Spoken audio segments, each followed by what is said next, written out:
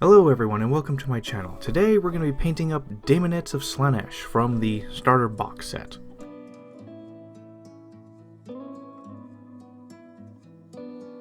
Now, looking at the basic cover art for the Deamonettes, they are kind of plain. I mean, there's a lot of detail packed in, but they are somewhat kind of dull.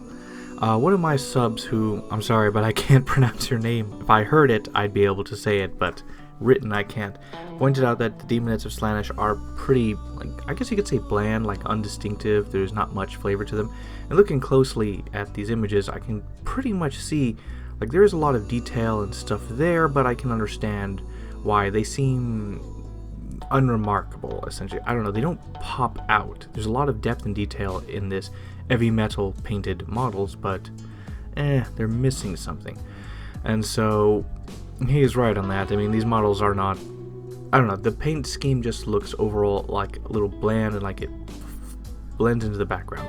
However, I recently found an image online, just by complete utter chance, wasn't even looking for it, of a Deamonette, and this basic color scheme and stuff feels more, I don't know, gritty, more real, more fleshy, feels more, it looks better. And so with this colors, I'm going to use this as the basis for how I'm going to paint the Deamonettes. And these Deamonettes took a while because it was a lot of experimentation or just staring at it thinking. But overall, they have a grayish pinkish skin. Their hair is its own thing. The claws are a very dark purple, and there's like bits of blood and flesh around in certain areas to add depth. Their eyes are dead and lifeless, and they wear like leather and some silverish. So I'm going to use this as my foundation. One small note, I noticed that when assembling them, there are no numbers on the Deamonettes at all. They just have a picture and expect you to put it together. Granted, even though there's no numbers, the models and their connected pieces are right next to each other. The heads are all in their own section because you can just take whatever, but arms are paired with each other and you can select which ones you want, and the legs and the bodies are next to each other, so they don't have numbers, but that was just an odd thing I noticed.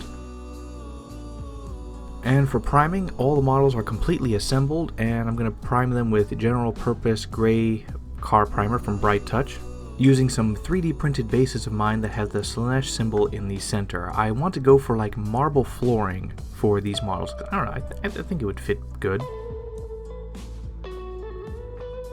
Alright, let's start off actually with the bases. So with Cantor Blue, Xerxes Purple, Eshin Gray, and Dawnstone, we're going to paint the bases. So basically the first things first is we're going to apply the marble colors, and I wanted like blue and purple. So basically we just paint big strips of blue, randomly however you want, and then purple as well.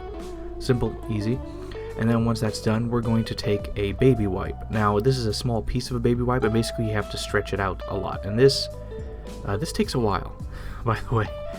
And I stretch it out, and so what you want is very thin strands and wires, sort of evenly, kind of even around with some gaps in between and such. We don't want whole sections of, like, I guess you could say like a rat's nest that goes on top.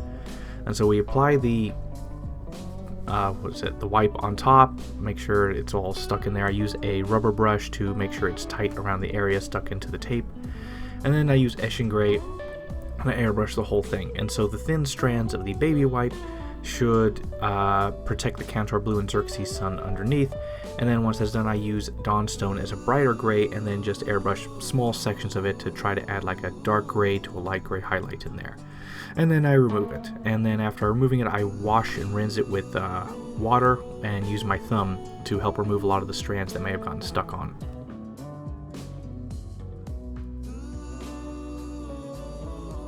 And this is the result. Now, I consider this a failure, but you may prefer this. I mean, this is a preference. Essentially, the baby wipe wasn't spread out enough, and there were too many large bunches, and so that basically the purple and blue should be barely visible, like spider veins, like the dark gray is. And so it was a failure on my part there. I mean, you might like this. I mean, it's just a matter of personal taste, but I wasn't fine with this, but I was a little sad, so I was gonna wait till the next day to try it again when I felt more chipper, but I went on into pre-coating now. And now with Dawnstone, Grey Seer, and White Scar. Why Grey Seer? Because I ran out of Pallid Witch Flesh in the middle of this. So with Dawnstone, it's going to be our dark color. I'm basically going to spray the whole thing with Dawnstone, the whole models. Then we're going to use Grey Seer and spray from a upper angle downwards. Then we're going to take White Scar White, and so we're going to dry brush the claws, the hair, and the whatever clothes they're wearing.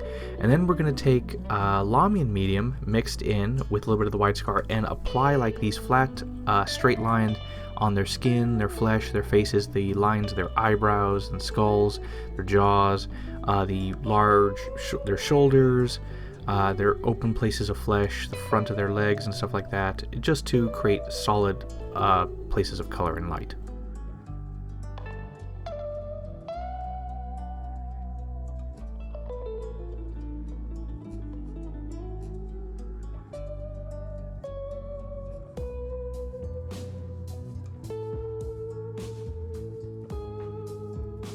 Alright, back to the bases. So a day has passed with Administrative Grey and Grey Seer. I basically am taking even lighter, brighter colors to, I don't know, just keep the original colors in as a depth and such. So I tried again with more loose baby wipes, and you can see here it's more thinner, spiderwebby. There's very little places where it clumps up.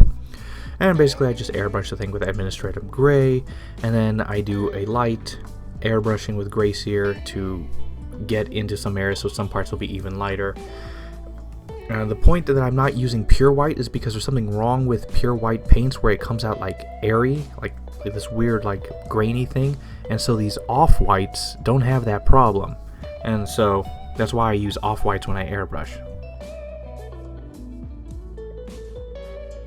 I then go back with the Cantor Blue and Xerxes Purple, and I just apply like little dots here and there into the, well, spider-like webs of their color to add some, like a strong concentration of that color there, just here and there, just to add some more flavor into there.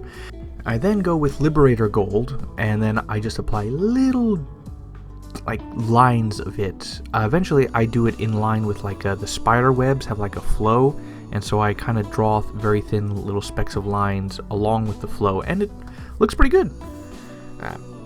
Ultimately, it is a matter of preference. The first time I did this, or this refined time, if you like the first version, you can try that yourself for more thicker stuff. It's just a matter of preference, how the marbling looks.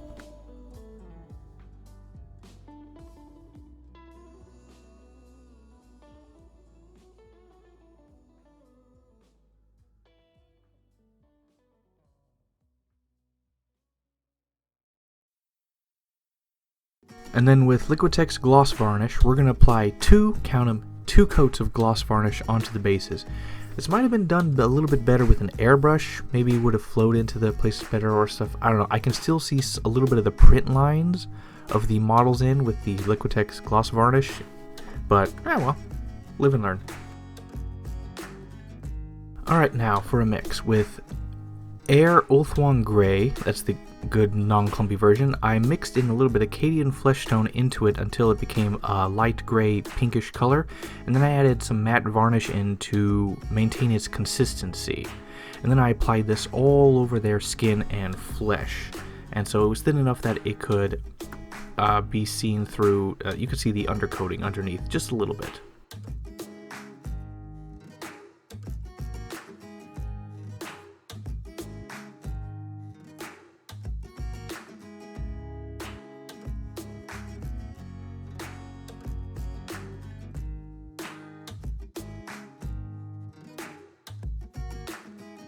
I then took a 1-to-1-ish mix of Genestealer Purple or Lamian Medium and applied it to their hair and to their claws, and to their tails.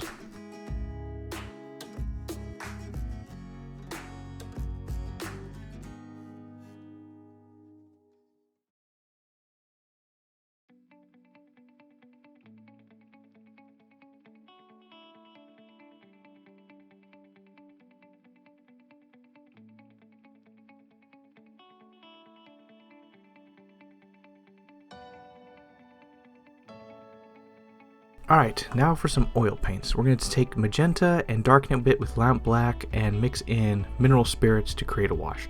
Now, a small trick I have, since I use washes so much, I have this little sprue with some primer on it, and then I just apply my washes onto it, and then I can see how actually thick and deep it is, and I can see how transparent it'll be. So this is how I get a good first try on a lot of my washes and stuff. Instead of like ruining a model at first, I have these sticks that allow me to figure it out. So the first wash, it's a little bit thicker. It's not sludge, but it's a wash.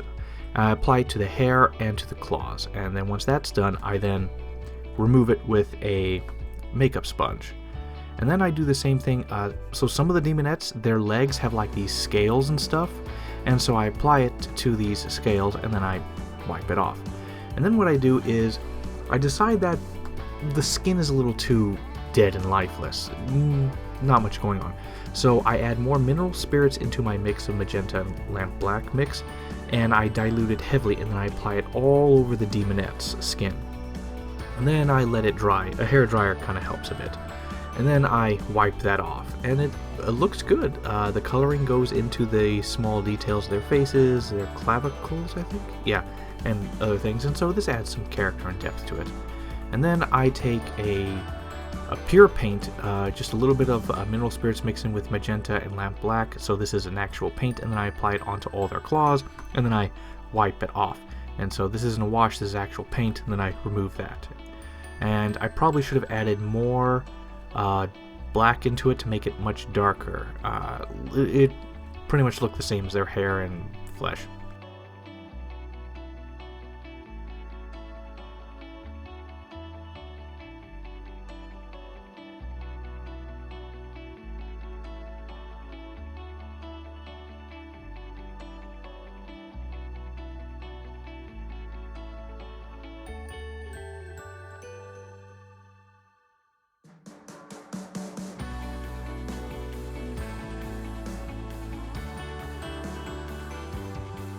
And now with Thondia Brown and Pallid Witch Flesh, we're going to work on the face. So I grab the ugliest fish-looking faced Deamonette, and then I use Thondia Brown watered down a lot and apply it to their eyes and to the mouth to create the depth in their eyes, eyeliner, and the darkness in their mouth. Then with Pallid Witch Flesh and a slightly better looking Deamonette, I then, fill out their eyes and then their teeth. Their teeth are so tiny and compact together, I can't really do little tiny taps to differentiate teeth, so I just paint in a straight line and just knock all the teeth out. Alright, now with Xerxes Purple, Gene Stealer Purple, and Emperor's Children, we're going to paint their little jutting horns that they have everywhere on their toes, maybe some of their fingernails for the few that actually have hands, horns coming out of their knees and stuff. So basically, base layer of Xerxes Purple, then we paint like half of the spikes with Gene Stealer Purple, and then with Emperor's Children, you can use Lamian Medium for a much safer pick, but I got lazy and I just used water, because I was also running out of Lamian Medium, which I picked up in the middle of this project. And essentially, I had very watered down Emperor's Children, and I just applied, I didn't let it pool, I just had a thin layer of watered down Emperor's Children that didn't pool or bead at all, and it made a nice transitional color, and so the horns have like a nice pointed color.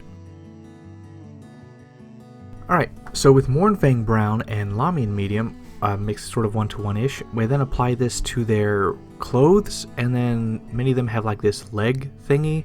It could be metal, but I'm like, nah, leather, and so I apply that there. And then eventually I just get to a brown wash, oil wash with my dark brown color, and I just apply it on there, and I don't wipe it off. It basically adds all the depth and shadow in there, and everything looks pretty good.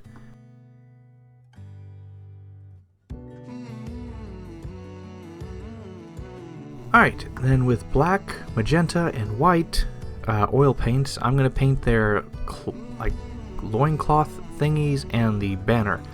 So what I do is I first take the black as an oil paint, slightly mixed with a little bit of mineral spirits to make it flow better.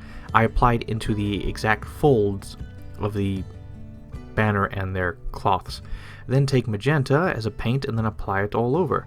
And then I use a sponge to wipe off all the excess, and it blends the colors together, and it looks pretty good. And then I also do the same thing with their little loincloths, but I use a brush in some cases to wipe and clean it, because the makeup sponge kind of blended it into the surrounding skin and area, so I had to clean that off. So for the small cloths, I ended up using a brush instead of a makeup sponge.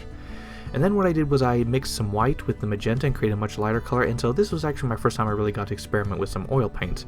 And then just I apply a bunch of drops or lines of oil paint onto the raised areas of the cloths or the banner, and then I just blended in with a similar brush. And it worked pretty well, and this is a pretty interesting thing. I was able to add dark color, I was able to add light color, really play with it and actually have fun with this. This is actually a pretty fun thing to do, but I don't really get to do it that often.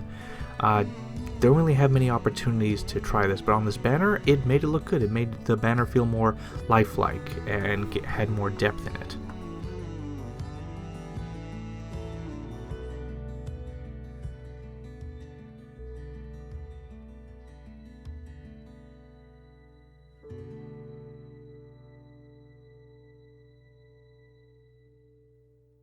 Alright, with Runefang Steel Air, the only good one, don't buy the regular one, get Air.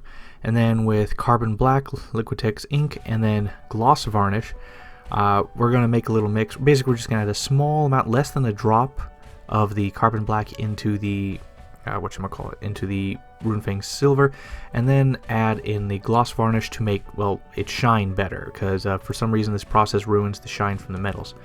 And so we just apply this to their chainmail, to the banner pole and metal pieces, and the musical instrument horn that the musician has.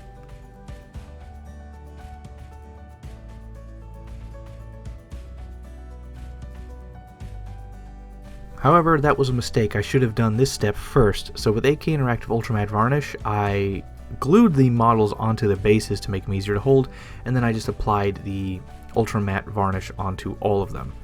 And yeah, I should have done this before the metals. It just makes it a little difficult just to avoid the metals to not ruin them.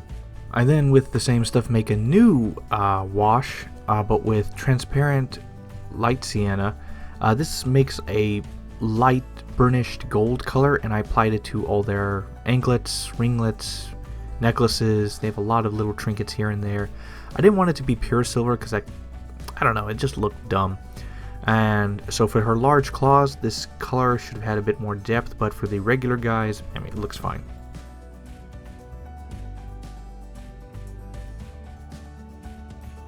And a quick wash of a magenta wash onto this trumpet thingy, let it dry, and then like rub it off with a sponge, and then with like a brush with a little bit of mineral spirits. And then with Dark Reaper, I base all the bases. Yeah. This color just looks like it goes well with the marbling. That's it. And done. Well, this was an interesting project. It's been a while since I've been playing or painting demons in a while. I'm normally Nurgle, so these guys are like the exact opposite. Added my own flair. So, a couple things, I guess I could say. So this was really my first foray into Slaanesh demons. And a lot of it was spent like looking at the models, figuring out what to do next, and making some sacrifices or choices here and there. And so while that picture was a good foundation as for the overall color scheme, I do feel like these guys are interesting. They have a bit more depth, a bit more life into them. Their skin looks good. Surprisingly, their musculature shows up a little bit because of the wash I used.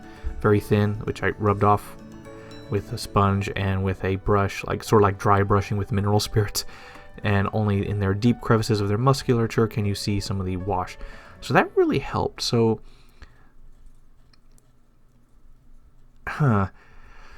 overall, I give my work an 8 out of 10. So I could have gone further. What I mean by that is if I could have gone back to their skin tones and with a thin brush highlighted their facial features. In some cases, their facial features, the pre-coating shows up better in some than others. Maybe it's the shape of their face or something. But I could have re-highlighted some of their faces and stuff and their facial features and bring them to that next step. But I spent a lot of time on these guys, and it took a while. As well as it's hard to say. Yeah, it's mostly just, I figure, just the skin and the flesh. Maybe make their claws darker. Could have done that. I guess it's just this is my first try, so we'll see how it goes for the second ones. Their claws should have been a darker purple, making it more interesting there. The hair is fine, I guess. Yeah. Their skin is smooth. It's not chalky from dry brushing. I did my best to make sure that was taken care of. The bases look good. Their marbling is fine. The banner is pretty good. Yeah, this is a solid 8 out of 10. It could have been 9 if I wanted to spend more time with them. So basically what I'm doing is I'm choosing to not keep going. But this took a while because laziness mixed with lots of pondering. This is my first time into Slaanesh. The second model kit will be fine. Or actually, no, I'm going to make a bunch of changes on that as well. So we'll see how that goes. Yeah, overall, I give my work 8 out of 10. So like the video if you like the video, share it if you want to share it, comment if you want to comment, and I'll see you guys as soon as I feel like it. Whenever. Bye.